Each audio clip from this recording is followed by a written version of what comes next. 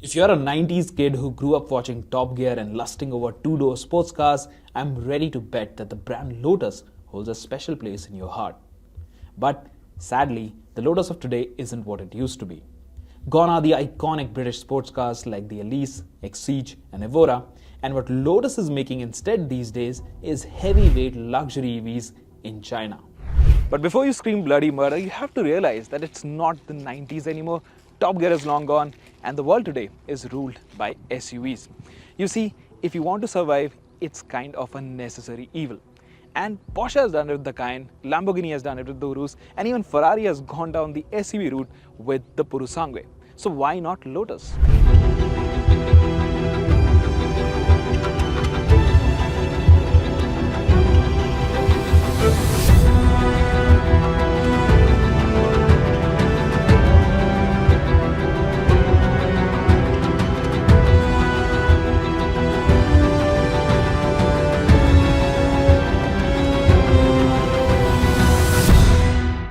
Well, as you can see, Lotus has obviously done the obvious. But the difference here is that they have gone full electric. And the other problem with this car is that it's not made in England. Instead, it's made in China. So, can this new Lotus stay true to the brand's ethos?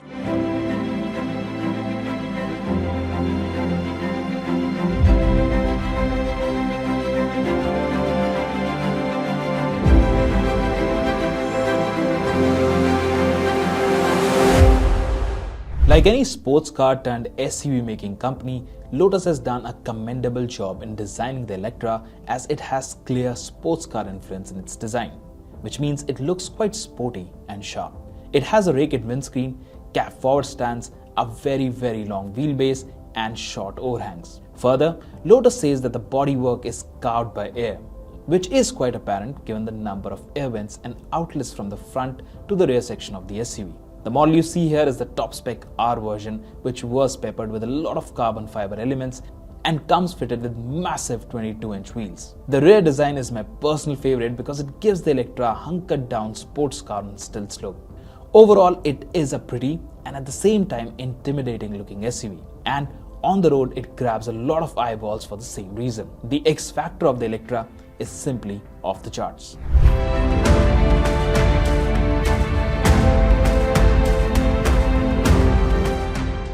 You know what's the most surprising part about the Eletre? Well, it is the fact that it feels like a properly luxury SUV. It doesn't feel like it has come from a sports car maker, because when you sit in an Urus Performante, well, you feel that it's very sporty. But this cabin is subdued and it feels very rich. The overall layout is quite minimalistic. There is not a lot of buttons. You've got this big touchscreen over here. You've got these nice two screens. There's one for the passenger and one for the driver. It's also very slim and it just gives you the right info. There's not much going on here. So that is a very clean and clutter-free design. But overall, the quality, you see the seats, the stitching, everything feels top-notch. And to be very frank, I was not expecting it in a Lotus, but this has totally blown me over, because the quality, it definitely feels like the best in business for sure. Now, in terms of equipment, this being the top R version, you get virtually everything that you need, and everything here feels very well put together. And of course, I have to give credit to the design team, because it is, like I said, very minimalistic, but the way they have integrated these lights, this ambient lighting all around the dashboard, you've got these nice AC vents. This also has got the lighting, and the steering wheel, it is not round, it is hexagonal, but it feels so nice to hold. You've got these nice chunky metal buttons over here. You've also got two paddle shifters of type, but of course they are not paddle shifters because it doesn't have an engine. So you've got the one on the right to select drive modes, and the one on the left selects region modes. And the wiper stock and the headlamp stock, well, they also are quite quality material. Every time you touch and use them, they feel very rich for sure.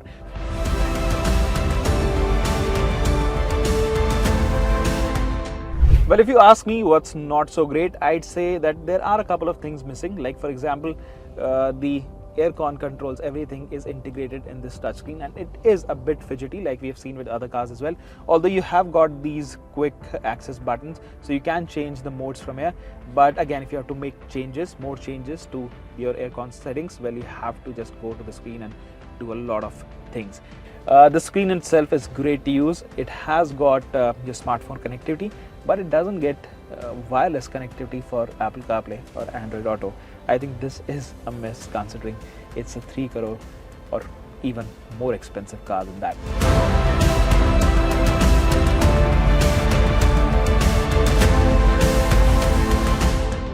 So when you're sat at the back, this is when you'll realize that this comes from a sports car maker, because this isn't your typical luxury SUV. Of course, there is a lot of room. You've got a lot of headroom and it is very spacious, very airy. But the seat, well, first of all, the floor is quite high because of the battery pack. Of course, it is mounted there at the bottom. And the seats, well, they are very nice and cushiony, but you don't have a lot of under thigh support. So in that regard, of course, it doesn't feel very comfortable. It is comfortable, but it's not like a Mercedes Maybach or like a Bentley Bentayga, which are also priced similarly. So of course, if you're looking for backseat comfort, you're not going to get it here. But then you do get a lot of creature comforts. For example, you've got this nice touchscreen over here, which is quite nice to use. Again, it is like the front one as well. So it is very crisp. And overall, it is a very nice place to be. But like I said, it's not a proper quintessential luxury SUV.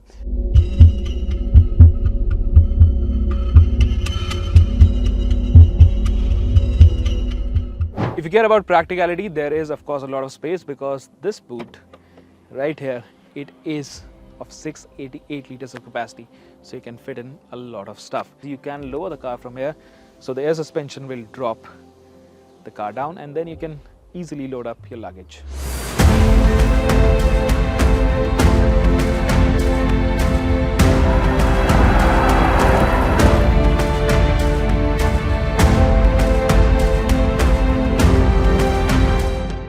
Light is right. That's the famous Colin Chapman quote that he used to say for his cars.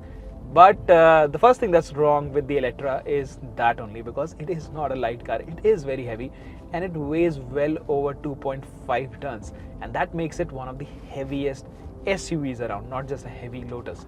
But again, you can't fight physics, because this car is an electric car, and that means it has got a big and lumpy battery pack. So that in itself adds a lot of weight. It's around 700 kilograms. So then you can make out you can't really shave that sort of weight. But otherwise, I think the main thing to note here is that it definitely feels like a sporty handling SUV. You know, when Lamborghini does an SUV, let's say the Urus Performante, when we drove it, it definitely feels like an SUV. It is high off the ground. But the main thing about that car is that it feels Lamborghini at its heart. When you drive it, it feels rigid all the time. It is quite comfy in different settings, but it definitely feels like a sports car. It definitely has that soul. So in the Lotus, I think that thing is still intact, because even though it's an SUV, it's a high riding vehicle, it definitely drives like a sports car.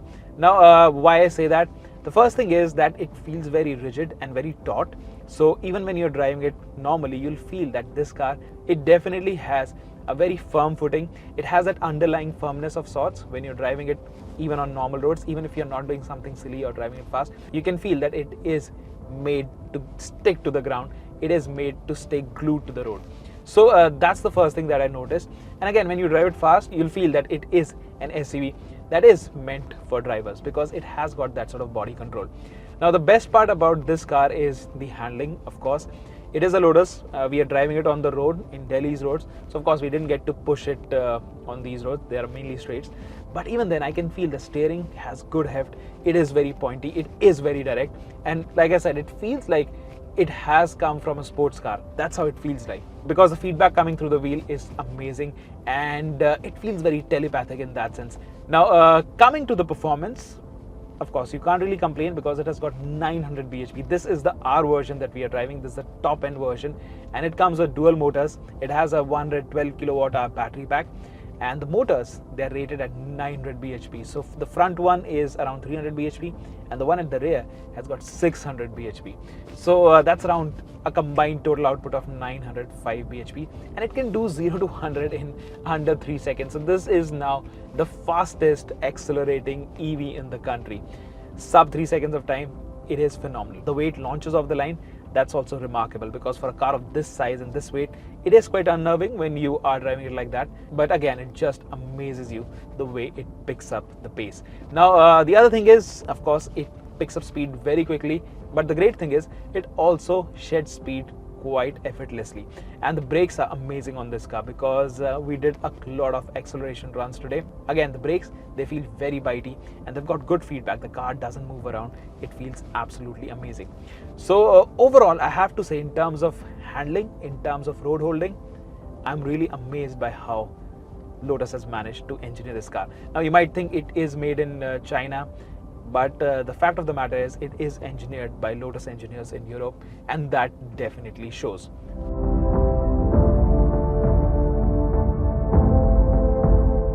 Now let's talk about the comfort and ride quality, because this is ultimately a luxury SUV.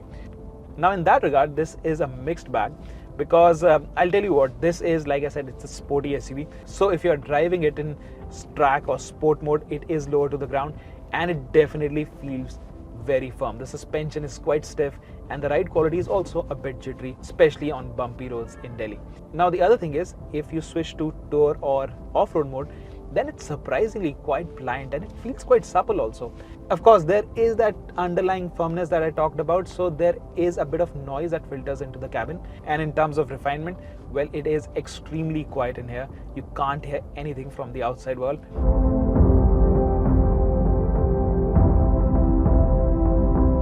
Now, one thing I love about this car is the tech it packs. So this gets an advanced ADAS system. It is not just radars and camera, it uses LiDAR as well. And as you can see, it is very accurate. You can see on the screen, it detects everything on the road and wherever it is on the road as well. You can see this auto right in front. It is in the middle of 2 lanes and it can show that as well. And it is very, very detailed and it feels amazing, because this is just next level. Okay, honest confession, when I came for this drive, I didn't think very highly of this brand new Lotus. I was thinking that it is not a proper Lotus. It is made in China, it's an EV, it's an SUV, so it's not going to feel right, even though I have never driven a Lotus before.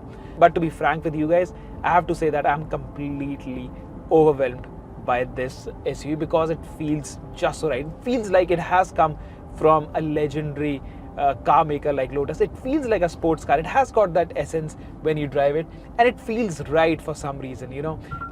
And that's a great part, because that's what you want from legacy automakers. You want them to distinguish their cars from each other, because otherwise all EVs feel the same.